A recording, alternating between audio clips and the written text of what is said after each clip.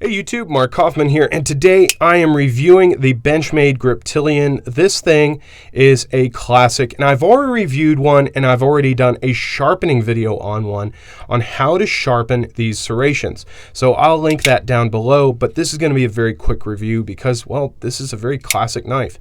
This is the benchmade griptilian with the partially serrated blade, and this is the older one with the 154 cm steel. Now, the older ones actually had 440C.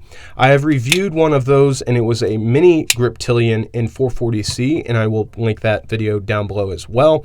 And that knife in 440C was fantastic. Surprisingly, 440C is a great steel for these knives. Easy to strop, easy to sharpen, easy to use, and very, very robust. Now, 154 cm is also going to be a good steel. I think it's a little bit higher quality than VG10, and Benchmade did a great job on this steel. I've had no reason to sharpen this up. I've actually just stropped it and stropped the serrations up, and it comes back to hair shaving sharp. Now, this is the griptilian. You're going to have a very good grip on it, hence the name. You've got this diamond pattern grip back here.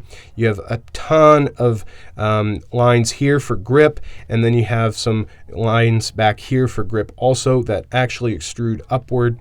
And for me, this knife is just a joy to use.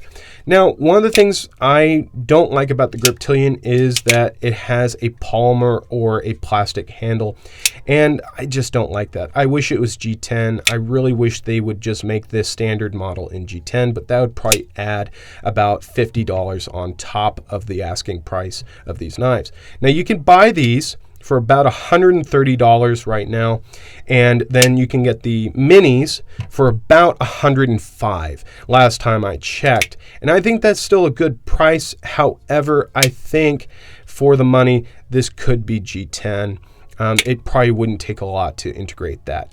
Now, the modern ones have S30V steel, and personally, I think it's about time that they move away from S30V and move over to either S45 or just even move over to S35VN. S30V is great, but I find it is time to move over to S45 or S35. Now, this knife has the spear point blade, and this thing has a great swedge over here. Means you're going to be able to stab and be able to cut into things very, very, very easily. You have a very robust blade shape and a nice thick stock here. Now, how does this compare to a few other knives? Well, here is the Benchmade Mini Barrage, and that is also in 154 cm. And then here it is against a competitor, the Spyderco Endura. And you can see the Endura is actually a lot bigger than the griptilian. Now, for me, the griptilian is going to be a great knife if you need a workhorse. I actually bought one many years ago, and it was actually my very first Benchmade. The only reason I sold it was that I actually cracked the handle and didn't know that you could send it in and get a new one, so I sold it at a loss. But you can send these in, and if you do crack or break the handle, Benchmade will actually take care of that for you, and they will repair it at a cost.